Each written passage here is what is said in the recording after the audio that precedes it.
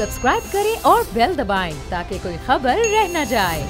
तवज्जो फरमाइए, हमारे प्रोग्राम का मकसद हरगिज़ किसी की दिल आजारी नहीं और हमारे स्टाइल से आपका या किसी इदारे का मुत्तफिक होना भी कतई जरूरी नहीं। कमजोर दिल वाले हजरात दूर रहें, सियासी कारकुन दिल थाम कर देखें, सियासतदान हजरात जरा फासला रखें वरना प्यार हो जाएगा। कहीं पे निगाहें कहीं पे निशाना, यही है भाई अंदाज हमारा, समझ तो गया होगा। रिमोट कंट्रोल बच्चों की पहुंच से दूर रखें और अगर तबीयत ज्यादा खराब हो जाए तो हमसे रुजू करें। ईमेल एड्रेस समझ तो गया होगा @mittu.com।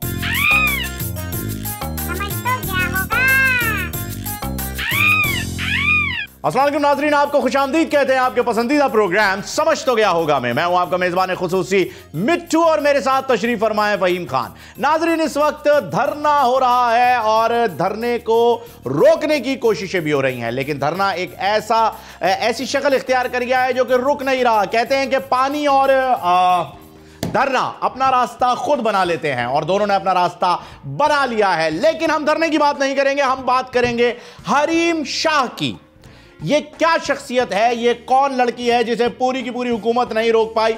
एक हरीम शाह को रोक नहीं पाए हैं, धरना रोकने के लिए निकले हैं। आखिर ये हुकूमत की इनकॉम्पिटेंसी है या फिर सोची समझी साजिश है? हरीम शाह आखिर कौन है? किसके कहने पर, किसके साथ वो इतने आला अफसरान के दफातर में, यहां तक कि वजीर आजम साहब के दफ्तर में भी पहुंच गई? आपको पता है वजीर आजम साहब के दफ्तर में कितनी अहम चीजें होती हैं? बड़े कोई 20-25 किस्म के कुश्ते रखे हुए होते हैं। आपको पता है वो कितने फिट है? खामा बड़े हकीम यासीन साहब का नुस्खा लीक हो जाएगा। ये क्या कर रहे हैं आखिर आप लोग? ऐसा ना करें प्लीज, बिहेव। हाँ, हमारे दफ्तर तो आई नहीं, वहां चली गई। इधर बुलाओ ना, हम तो इधर है।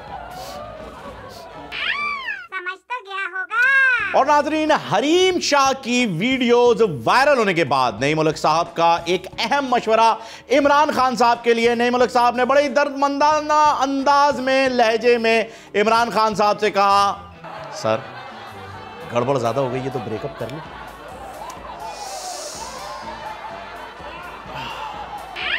समझ तो गया होगा। नाज़रीन, उमूमन पूरी दुनिया में वजीर आजम एक होता है और उसे लोग वजीर आजम या पीएम या प्राइम मिनिस्टर या पड़ोसी मुल्क की तरह प्रधानमंत्री कहते हैं। और अपने अपने मुल्क की ज़बान में जो भी आपके दिल में आए कह दें। हम तो हम इस बहस में नहीं जाते, लेकिन वजीर आजम पाकिस्तान में बड़े ही अलग अलग कैटेगरीज में डिवाइड किए गए हैं। जैसे जब हमारे आज के वजीर आजम अपोजिशन में थे तो हमारा वजीर आजम गंजा था और वो बाकायदा धरने के दौरान गंजे, मतलब गंजा होना कोई बुरी बात है भाई? बाल झड़ गए, आपके नहीं झड़ रहे, आपके पास कोई अच्छा डॉक्टर है, उनके पास नहीं है, तो पहली बात तो ये कि ये बुरी बात नहीं। बहरहाल हम इस डिबेट में नहीं जाते, हम सिर्फ इकसाम बताएंगे। तो वो गंजा, जो करप्ट और बीमार, खैर बीमार तो वो आदमी है। और आज के जो वजीर आजम है उनकी कुछ कैटेगरीज उन्हीं की वजह से अब डिफाइन हुई है। Handsome, smart, body builder at 67 years, तीसरी शाद नहीं, इसको कैटेगरी में डाल दे। बहरहाल अवाम में जब हमने सर्वे करवाया तो हमें यह पता चला कि आज के वजीर आजम को लोग किन अल्फाज से याद करते हैं? फेकू वजीर आजम, छोड़ू वजीर आजम, भोलू वजीर आजम और अच्छा सेंसर जी, 4 अल्फाज से याद। अकेले में बता दूंगा। समझ तो गया होगा। नाज़रीन, बर्नार्ड शॉ ने कहा था कि अगर हमारे मुल्क को सर के बल खड़े होकर देखा जाए तो यहां सब कुछ सीधा नजर आता है। बहरहाल हमारे मुशीर मईशत जो है, अब पता नहीं वजीर बन गए या नहीं बने, बहरहाल जनाब शेख साहब मईशत को बेहतर बनाने के लिए क्या लॉजिक लेकर आए हैं जरा ये देखिए। पहले तो वो खान साहब से कहते हैं कि 1 करोड़ नौकरियों का ऐलान करवा दें। खान साहब अपने यस्सू पंजू हार कबूतर डोली शाइन छोड़ देते हैं और वो 1 करोड़ नौकरियों की नवीद सुनाते थकते नहीं हैं। फिर ये कहते हैं जी कि 50 रुपए की सीवी बनेगी और वो 50 रुपए जमा होंगे हमारी तस्दीक शुदा कंपनी में। इस तरीके से 1 करोड़ नौकरियों के लिए कम से कम 2 करोड़ सीवीज आएंगी, मल्टीप्लाई बाय 50, यानी कि 100 करोड़ रुपए का मुनाफा। हो गई इकोनॉमी मजबूत। और 10 किनिया तारीफा चाहिए तैनू? अच्छा वो असद उमर को निकाल दिया, उसका बेचारे का दिमाग नहीं चलता इन 2 नंबरों में। समझ तो गया होगा। नाजरीन, मुझे एक बात बताइए, अगर आप बैंक में पाकिस्तानी रुपए, पाकिस्तानी करेंसी रखवाते हैं और डॉलर महंगा होने की वजह से वो डीवैल्यू हो जाती है, तो क्या आप बैंकर को कसूरवार ठहराएंगे? नहीं ना, क्योंकि उस बेचारे का क्या कसूर, वो तो सिक्योरिटी दे रहा था।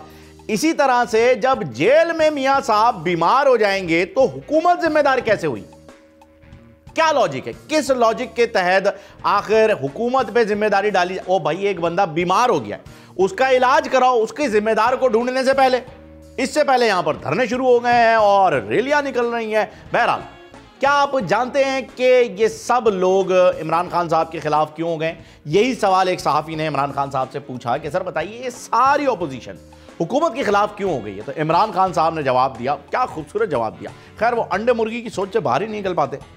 बहुत पहले ये लॉजिक लाए थे, पता नहीं कौन से मुल्क में देख ली थी, यहां पर भी वही लॉजिक लेके बैठे हुए। कहते हैं, और मैंने इन सारे गंदे अंडों को एक जगह जमा कर दिया, उसके बाद उस पर मैंने डीजल से चलने वाले मुर्गे बिठा दी, और इस वजह से ये सब मेरे खिलाफ है, मैं किसी को एनआरओ नहीं दूंगा। समझ तो गया होगा। और नाजरीन, पाकिस्तानी वजीर आजम को गैर मुल्की दौरों पर मिलने वाली अहमियत को देखकर अपना मोदी जो है वो बेचारा बड़ा सड़ गया है। क्या करेगा और क्या, एक तो पाकिस्तानी, ऊपर से मियां भाई, तो मोदी की तो डबल लगी।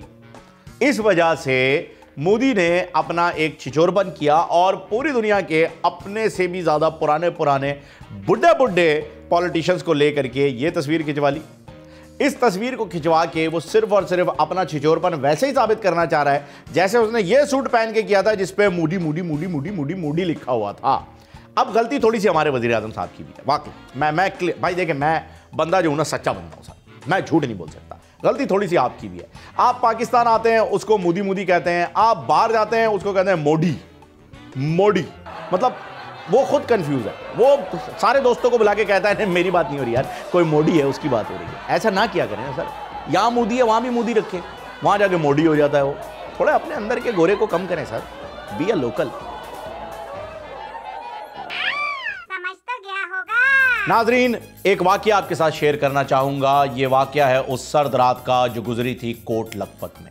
दो दोस्त, दो यार, दो भाई एक सेल में बंद, तन्हा, एक दूसरे को तकते हुए। तभी मियां साहब ने जरदारी साहब से पूछा कि लोग कहते हैं आप मुल्क खा गए, इदारे खा गए, पूरी आवाम की मेहनत से कमाई हुई दौलत खा गए। आपने भी 5 साल हुकूमत की, हमने भी 5 साल हुकूमत की, आपके भी इलेक्शन पूरे हुए, हमारे भी इलेक्शन पूरे हुए, वज़ीर आज़म बदल गया लेकिन इलेक्शन तो पूरे 5 साल के हुए। आपने इतनी जल्दी ये सब कैसे कर दिया? सरदारी साहब ने कहा, इट्स वेरी सिंपल, ये वीडियो देखो पता चल जाएगा। नाजरीन, पाकिस्तान में एक रिवाज है, जब हुकूमत ख़त्म होती है, 5 साल अपने मुद्दत पूरी करती है, तो जो लोग पिछली हुकूमत में होते हैं वो हुकूमत खत्म होने के बाद शुरफा कमेटी के मेंबर बन जाते हैं। अब मिसाल के तौर पे उमर अयूब साहब का ये बयान ले लीजिए जो उन्होंने दिया, अभी वो हुकूमत का हिस्सा हैं, और उन्होंने कहा कि मुल्क पिछली हुकूमतों की हरकतों की वजह से इस दौराहे पर, इस दहाने पर तबाही के आकर खड़ा हो गया है। तो सर, पिछली तो तमाम हुकूमतों का हिस्सा आप अल्हम्दुलिल्लाह रहे हैं, फिर इसकी क्या वजह हो सकती है? तस्वीर देख सकते हैं आप, पिछली तमाम हुकूमतों का हिस्सा उमर अयूब साहब आप रहे हैं। अब सवाल यह पैदा होता है कि ये जो पत्तों वाली छाछ पीने का इल्ज़ाम शाहजी पे लगता है, ये सिर्फ उन्हीं तक महदूद है या गुजरे हैं शाहजी नाम के शायद कोई बुजुर्ग उमर साहब भी मुरीद उसी सिलसिले के हैं? ये पता करना पड़ेगा। मिट्टू तुम जाओ पता करके आओ, मैं यहाँ बैठा हूँ। नाजरीन, पाकिस्तान में जितने भी हुक्मरान आते हैं, चाहे वो किसी भी पार्टी से हों, तकरीबन के जो करतूत हैं वो ये है कि अवाम को सिर्फ सब्ज बाग दिखाना। वो अवाम को सब्ज बाग ऐसे दिखाते हैं जैसे अवाम अपने बच्चों को शालीमार बाग दिखाती है। अब मिसाल के तौर पे अगर शादी की पॉलिसी हुकूमत अपने हाथ में ले ले तो वो कुछ इस तरीके से डिफाइन करके आपको बताएगी। उसकी शराइत कुछ ऐसी होंगी कि हुकूमत ने FA और FSC शादी के लिए बुनियादी शर्त करार दे दी, यानी अगर आपने FA और FSC नहीं किया हुआ तो आप शादी नहीं कर सकते। एमए और एमएससी वालों को तरजीह दी जाएगी, जबकि एमफिल और पीएचडी वाले हजरात 2 शादियां भी कर सकते हैं। जी हां, इंटरमीडिएट और मिडिल पास वालों के लिए मखसूस कोटे की बुनियाद पर सिर्फ मंगनी की इजाजत होगी और प्राइमरी पास लोग सिर्फ छाड़ेबाजी कर सकते हैं। ताड़ू माड़ू समझ तो गया होगा। नाजरीन, एक गैर सियासी वाकया आपके साथ शेयर करना चाहूंगा। एक मुशायरा हो रहा था, और मुशायरा तो आपको पता है कि फिर जब महफिल सज जाती है और शमे महफिल किसी एक आला कलाम पढ़ने वाले शायर के आगे रख दी जाती है तो माहौल बन जाता है। अब उस माहौल की सूरत में, उस माहौल की कैफियत में, उस बज़्म में एक लम्हे का पौज आया और शमाए महफिल जिन साहब के सामने रखी हुई थी उन जनाब को एक पर्ची मौसूल हुई जिस पे लिखा हुआ था कि सफदर भाई जहां भी हैं फौरन अपने घर पहुंच जाएं, उनकी अहलिया उनका इंतज़ार कर रही हैं। यह ऐलान सुनते ही सफदर भाई झट से खड़े हुए और दौड़कर अपने घर जाने लगे। कुछ ही फासले पर बैठी उनकी अहलिया ने आवाज़ लगाई, बैठ जाओ बैठ जाओ, मैंने सिर्फ ये चेक करना था कि तुम मुशायरे में ही हो ना, कहीं कन्नी मार के तो नहीं भाग गए। अब देखने वाले हाजरीन जो उस वक्त वहाँ मौजूद थे, यानी रावी, ये बताता है कि जो सफदर भाई हैं इन्हें इलाके में सब कैप्टन कैप्टन कह के बुलाते थे।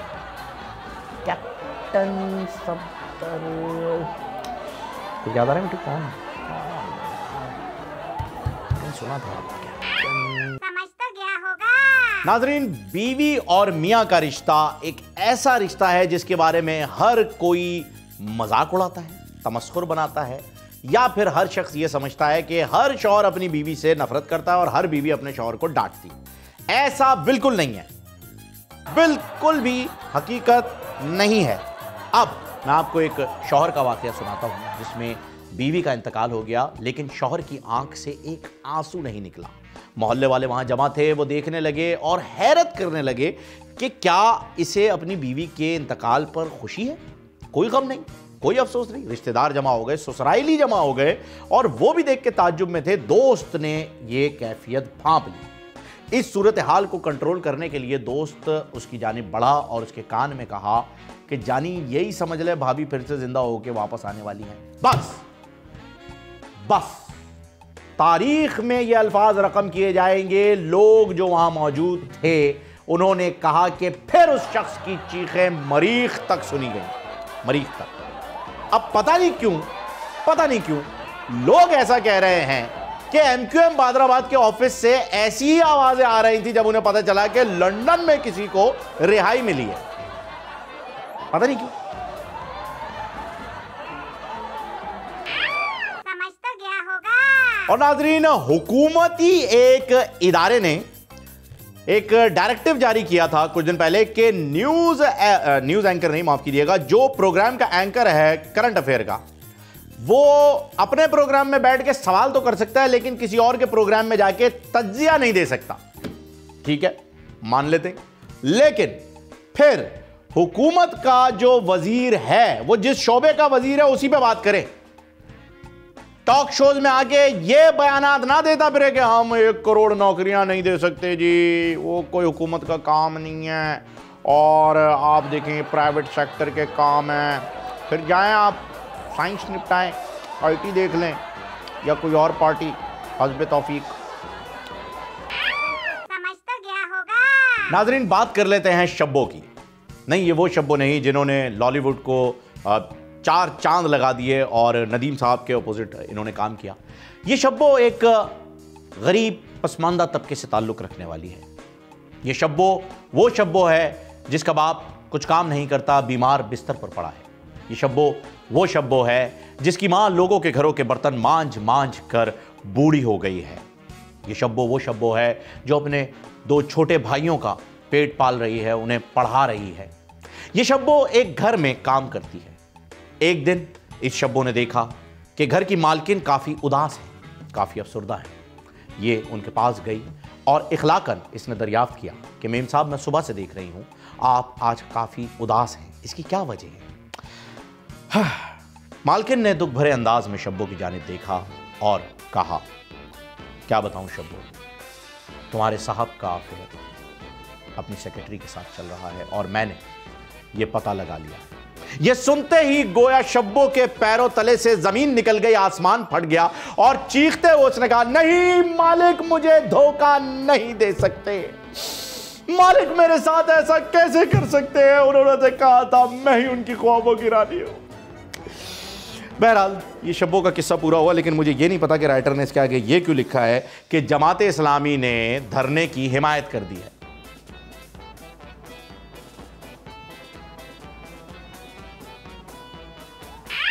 समझ तो गया होगा।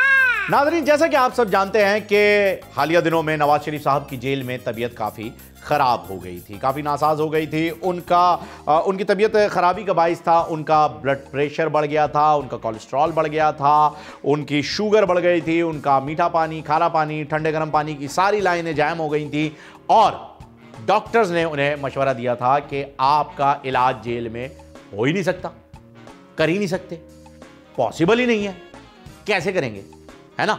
इसलिए आपको जेल से बाहर आना होगा। और जेल से बाहर आते ही मियां साहब कितने एक्टिव होकर एक्सरसाइज करते हुए नजर आ रहे हैं, ये आप इस वीडियो में देख सकते हैं। अच्छा, मियां साहब को तो ये एक्सरसाइज आती थी, उन्होंने कर ली। वो शाओलिन टेम्पल में भी एक अरसा रहे हैं। जैसा कि आप जानते हैं कि उन्होंने एक्टिंग की क्लासेस रंगीला साहब से ली हैं, उन्होंने क्रिकेट के लिए जो है वो खेला है। आप ESPN की वेबसाइट पे देख सकते हैं, क्रिक इन्फो की वेबसाइट पे देख सकते हैं। मियां साहब ने एक मैच खेला हुआ है, हाँ नेशनल लेवल का खेला हुआ है एक मैच, उन्होंने इंटरनेशनल नहीं खेला।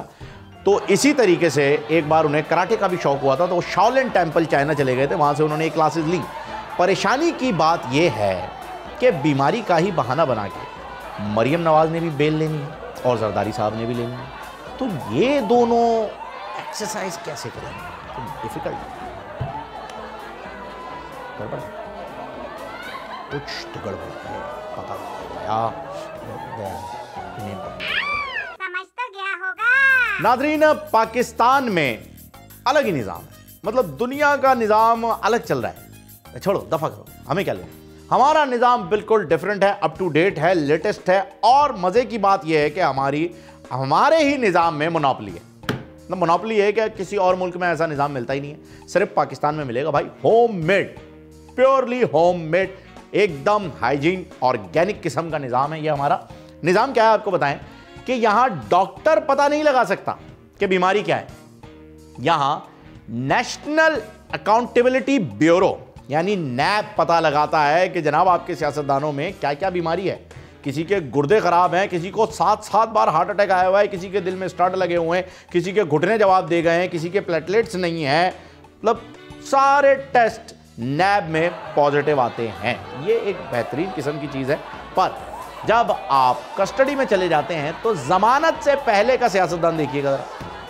ये वो सियासतदान हैं जिन्हें अभी तक जमानत मिली नहीं है, ये चाह रहे हैं कि जमानत मिल जाए। अब इन्हें जमानत मिल गई, निकल ली।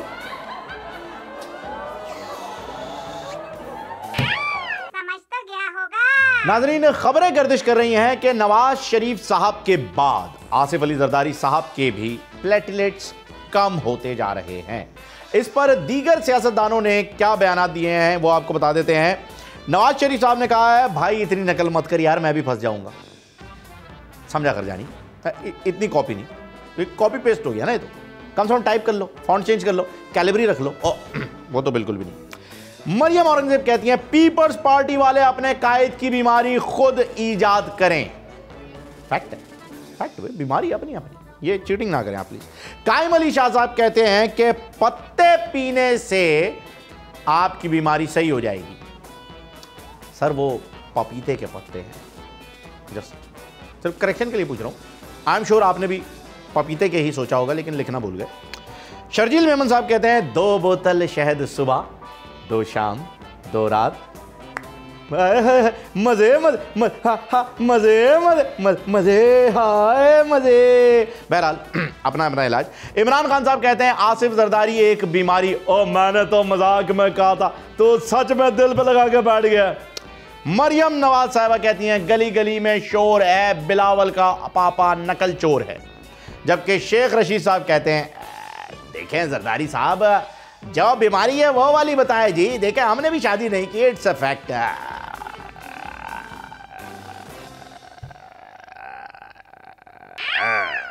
तो गया होगा। नाजरीन, गुज़िश्ता दिनों अमेरिका में तमाम ममालिक के सरबराहान की एक गैदरिंग हुई और उस गैदरिंग में आपने देखा कि जो स्पीचेस वगैरह दी गई यूएन में और यहाँ वहाँ हर जगह पर, वो आपने देख भी ली। और इंडिया में तो बड़ा शदीद धुआं उठने लगा, फॉग हो गई है भैया, बॉर्डर एरियाज में फॉग आ गई है। फॉग तो ख़तरनाक किस्म की, मतलब इतना धुआं उठ रहा है तो जहाँ धुआं होगा वहाँ पर आग भी कहीं ना कहीं होगी, तो कुछ तो जला होगा, कुछ ना कुछ तो जला होगा। मैं होगा कह रहा हूँ, मेल टर्म मैंने यूज़ किया, ठीक है।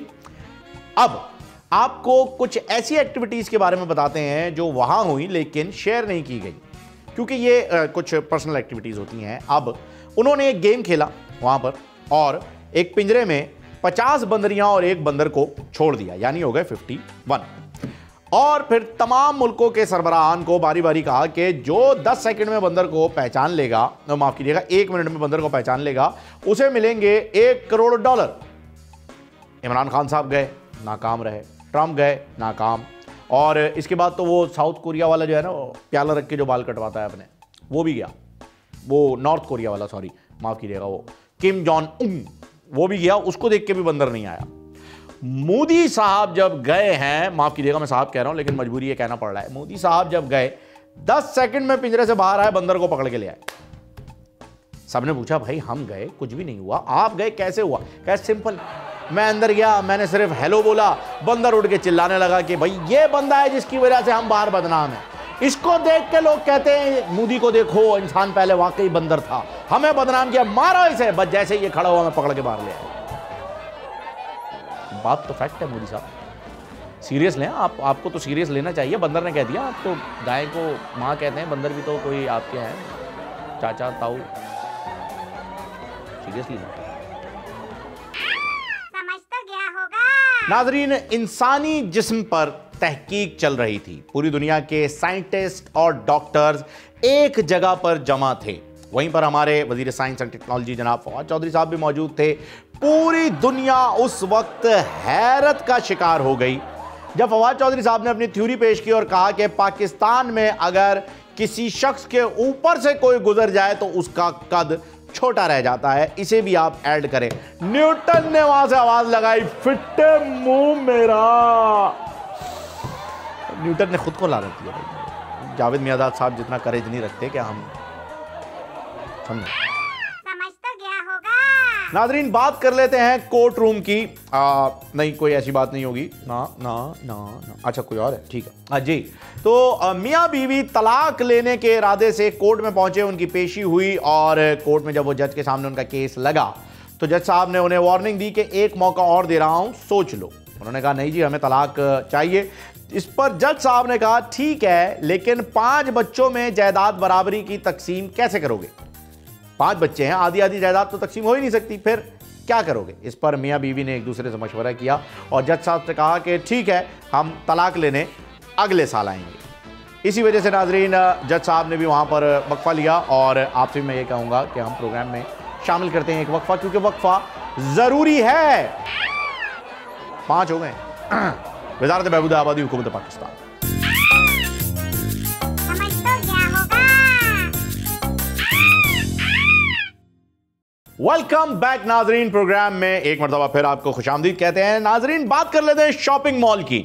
नहीं, हम बिल्कुल भी फूड कोर्ट में होने वाली छाड़ेबाजी की बात नहीं करेंगे, बल्कि हम बात करेंगे माहौल की।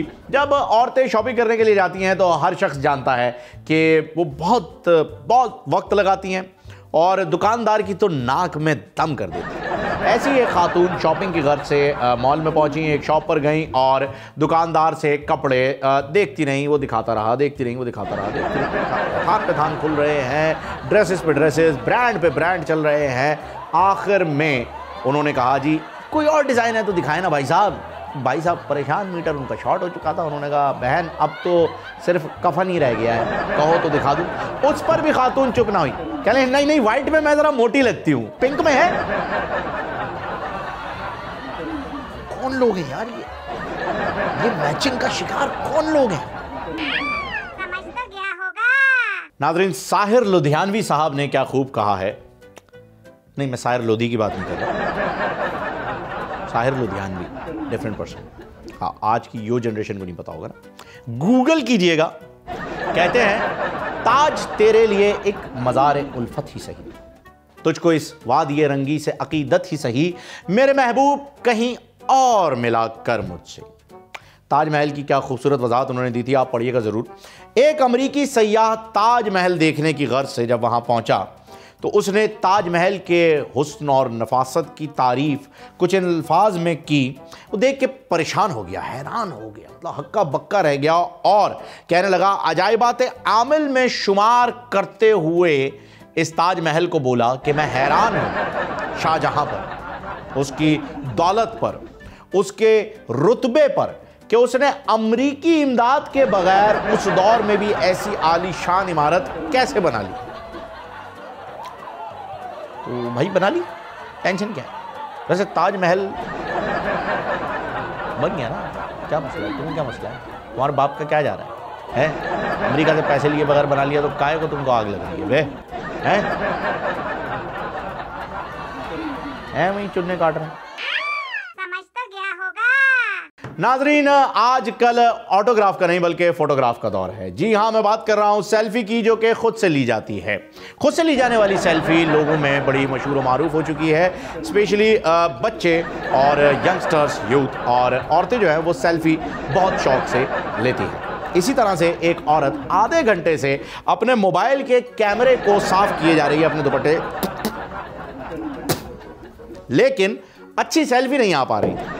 उसका शौहर सामने बैठा हुआ ये पूरा मंजर देख रहा था। जब उससे नहीं रहा गया तो उसने कहा, बेगम एक बार मोबाइल के कैमरे की जगह अपना चेहरा भी साफ करके देख लो, हो सकता है काम बन जाए। बस उसके बाद चिरागों में रोशनी। वो शख्स घर से फरार है। 3 दिन हो चुके हैं। जिन साहब को भी मिले करीबी मस्जिद में ऐलान करवा दें प्लीज। समझ तो गया होगा। नाज़रीन, सऊदी और जापानी वफ्द पाकिस्तान आया हुआ था। उनके वज़ीर साइंस एंड टेक्नोलॉजी भी यहाँ पर मौजूद थे। जब तीनों मुल्कों के तीनों ममालिक के वज़ीर साइंस एंड टेक्नोलॉजी एक साथ बैठे तो डिनर के ऊपर बड़ी अच्छी हेल्दी डिबेट हो रही थी। सऊदी मिनिस्टर ने कहा कि जी हमारे यहाँ तो सिर्फ सोना ही खालिस मिलता है, हम इतनी टेक्नोलॉजी में तरक्की नहीं कर पाए हैं अभी। जापान वालों ने कहा कि जी हमारे यहाँ तो इलेक्ट्रॉनिक आइटम बड़े खालिस मिलते हैं, जिस पर फवाद चौधरी साहब भी बैठे थे। उन्होंने भी अपनी बात तो बतानी थी। अब उन्होंने कहा जी क्या बताएं, ये वो हमारे यहाँ इलेक्ट्रॉनिक बड़ी खालिस मिलती है जी, इलेक्ट्रिसिटी जो है, हाँ वो इलेक्ट्रिसिटी बड़ी खालिस मिलती है। यकीन नहीं आता, अभी स्विच में पलक में हाथ डाल के देखें आप, एक नंबर। नाम मरे उसी वक्त तो नाम बदल दीजिएगा। समझ तो गया होगा। नाज़रीन, कहा जाता है कि औरतें बातें बहुत करती हैं। मैं नहीं मानता, मैं कहता हूं कि बातें तो मर्द भी बहुत करते हैं, लेकिन औरतों से। अब यहां पर एक सहेली दूसरी सहेली से पूछती है, उसे बताती है कि जी शादी के बाद औरत की कोई कदर नहीं रहती खास। अब मुझे देखो, मेरी शादी को 6 महीने हुए, लेकिन सलीम ने मुझसे आज तक ठीक से बात नहीं की। दूसरी सहेली को और गुस्सा आता है ये बातें सुनने के बाद। वो कहती है, अगर ऐसी बात है तो तुम सलीम से तलाक क्यों नहीं ले लेती? जिस पर पहली सहेली कहती है, सलीम से मैं तलाक कैसे लूं, मेरी शादी तो फ़हीम से हुई है। और कोई भी? अच्छा हाँ, आम नाम। बहरहाल सलीम साहब का जिक्र आया है तो आपको ये तस्वीर भी दिखाना चाहूंगा जिसमें सलीम अनारकली से दर्दमंदाना लहजे में पूछ रहा है, अनारकली कहीं तुम्हारे भी प्लेटलेट्स कम तो नहीं ना? अगर कम हो गए हैं तो अभी बता दो, देखो डॉक्टर्स की टीम आई हुई है लाहौर से, मैं तुम्हारा इलाज अभी करवा दूँगा, अभी के अभी। अब बजान मैं तुम्हें बता रहा हूँ, अभी के अभी तुम्हारे प्लेटलेट्स पूरे हो जाएंगे। मियाँ साहब से गुजारिश करूँगा, वो भी तुम्हारे ना। समझ तो गया होगा। नाज़रीन, बात शादी के रिश्ते पर हो रही थी तो शेख रशीद साहब से हम उनका जिक्र किए बगैर कैसे रह सकते हैं। शेख साहब ने आज तक शादी नहीं की, लेकिन हमें उम्मीद है कि अगर वो शादी करते तो उनका स्वैग ख़त्म हो जाता है। ऐसे सलमान खान का एक स्वैग है, वो अभी तक सिंगल है, वैसे ही शेख साहब का भी एक स्वैग है सिंगल रहने का। बहरहाल शेख साहब से एक फीमेल एंकर ने सवाल किया कि सर उल्लू और शौहर में क्या फ़र्क है। शेख साहब मतलब आपको पता है सियासी पंडित कहलाते हैं। उन्होंने एक गहरा कश लिया सिगार का और फिर जवाब दिया। कहा देखो भाई, बात यह है कि आप शौहर को आसानी से उल्लू बना सकते हैं, लेकिन उल्लू इतना भी उल्लू नहीं होता कि आसानी से शौहर बन जाए। Point to be noted, point to be noted. बात बिल्कुल पता की है सर, और पता तो सबको पता है। लाल हवेली भिंडी, भिंडी बॉयज, भिंडी बॉयज। समझ तो गया होगा। नाज़रीन, इस साल की धमाकेदार तस्वीर यानी पिक्चर ऑफ द ईयर का अवार्ड तो इस तस्वीर को जाना चाहिए, जो कि नून लीग के एक बिल्कुल ही डिफरेंट एहतजाज की तस्वीर है। जी हाँ, मियां साहब की बीमारी पर यह एहतजाज किया जा रहा है नून लीग की खवातीन की जानिब से, और इस एहतजाज के बाद हॉलीवुड ने भी सुना है कि नून लीग से राब्ता कर लिया है कि पाण सानू भी दस दो। एड़ा आइडिया तुसी किधरों पकड़ के लाते हो, पाण सानू भी दस दो प्लीज। नाज़रीन, इस वक्त मिलियन मार्च के पूरे मुल्क में चर्चे चल रहे हैं, लेकिन मैं आपको माजी की यादों की तरफ ले जाऊंगा, जो कि धरना दिया गया था पीटीआई की जानिब से, और धरना कल्चर जो है वो मुतारुफ करवाया गया था। पीटीआई के साथ साथ उसमें ताहिरुल कादरी साहब भी थे। उनका हमेशा गिला रहता है कि यार मेरा नाम कोई भी नहीं लेता यार, मतलब पंगा तो मैंने डाला था। तो सबसे पहले उन्होंने ही धरना दिया था पीपल्स पार्टी के दौर में, शायद आप लोग भूल गए होंगे, लेकिन वो 2-3 दिन का था, इस वजह से याद नहीं रहा। पर बहरहाल बात यह है कि इस वक्त जो धरना दिया जा रहा है, तो JUI वाले लोग भी जो हैं वो PTI के ट्रेंड पे चल रहे हैं। अब PTI ने जब धरना दिया था तो उनका एक स्लोगन बन गया था कि जी रोक सको तो रोक लो, तब्दीली आई है। पर यहाँ पे एक नया तराना कह लीजिए इंट्रोड्यूस कराया गया है JUI की जानिब से, F की जानिब से। वो जरा आप इस वीडियो में देख लीजिए। मौलाना आ रहा है, मौलाना आ रहा है, मौलाना आ रहा है, मौलाना आ रहा है, मौलाना आ रहा है, मौलाना आ रहा है। दुनिया से भागो, मौलाना आ रहा है, मौलाना आ रहा है, मौलाना आ रहा है। नाज़रीन, बात है कल रात की, मैं बेखबर नींद में सो रहा था। उमूमन जब आप सो रहे होते हैं तो बेखबर ही होते हैं, लेकिन मोहल्ले से चीखने चिल्लाने की आवाज़ें आने लगी। एक शख्स रात के आखिरी पहर में चीख रहा था कि 3000 रुपये लगाएं और ज़िंदगी भर बैठ के खाएं, 3000 रुपये लगाएं और ज़िंदगी भर बैठ के खाएं। मैं समझा तब्दीली आ गई।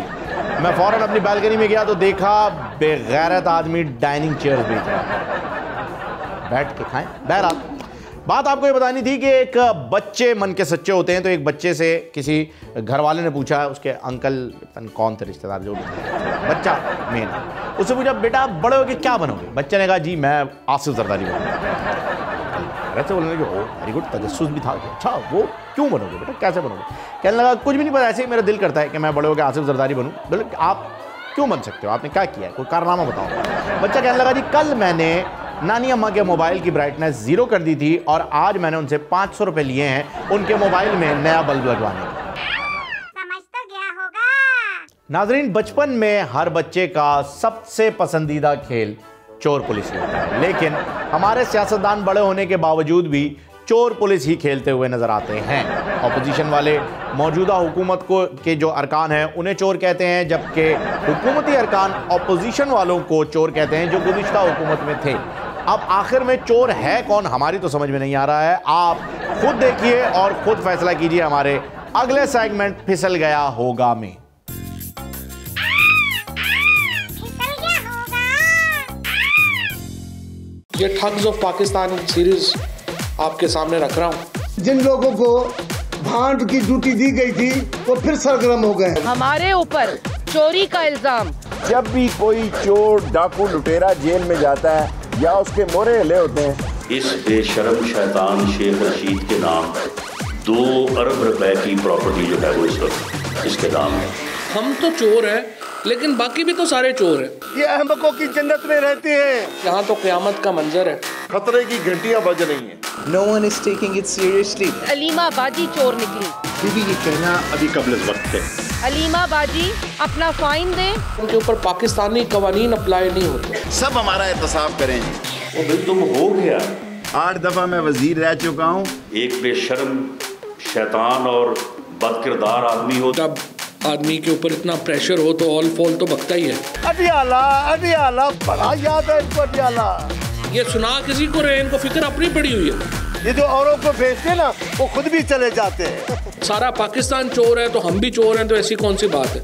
इन्होंने कुछ नहीं करने का, यही बातें करने की है। आप बता दें आपके पास पैसे कहाँ से आए? आप आवाम की जिंदगी में क्या बेहतरी लाए उसका जवाब दिया में। हम इसी बात के ऊपर हैं कि अभी हमने तो कुछ किया ही नहीं, अभी से जो है वो शोर मच गया। भाई आपके पास सच है तो ले आए। बेसिकली ये ज़हनी तौर पे भी वो लोग हैं, इन्होंने सोचा नहीं था कि हमारे साथ ये होगा। ये इतना घटिया इंसान है कि ये किसी से जो है वो साइन करने के लिए कलम ले तो वो वापस नहीं करे।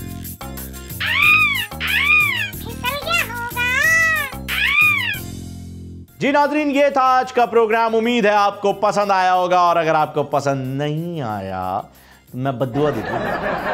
हाँ सच्ची, मिट्टू भी बद्दुआ देगा। हाँ, मिट्टू तो बीट करके भाग जाता है, ख्याल कीजिए। बहरहाल, आपको जाते जाते हम ये बताते चलें कि समंदर में तुगयानी आ गई है और कराची की सड़कों पर पानी आ गया है समंदर का। लहरें इतनी ऊंची ऊंची उठ रही हैं। आपको ये बताते चलें कि हम ढूंढ रहे हैं बिलावल न्यूटन को, जिन्होंने अभी तक कोई नया बयान नहीं दिया।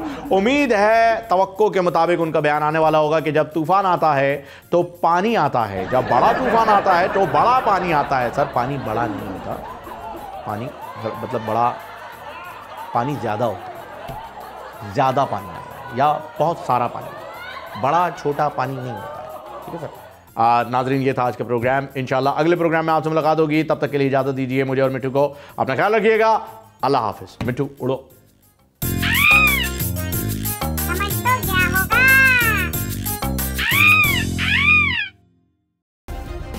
सब्सक्राइब करें और बेल दबाएं ताकि कोई खबर रह न जाए।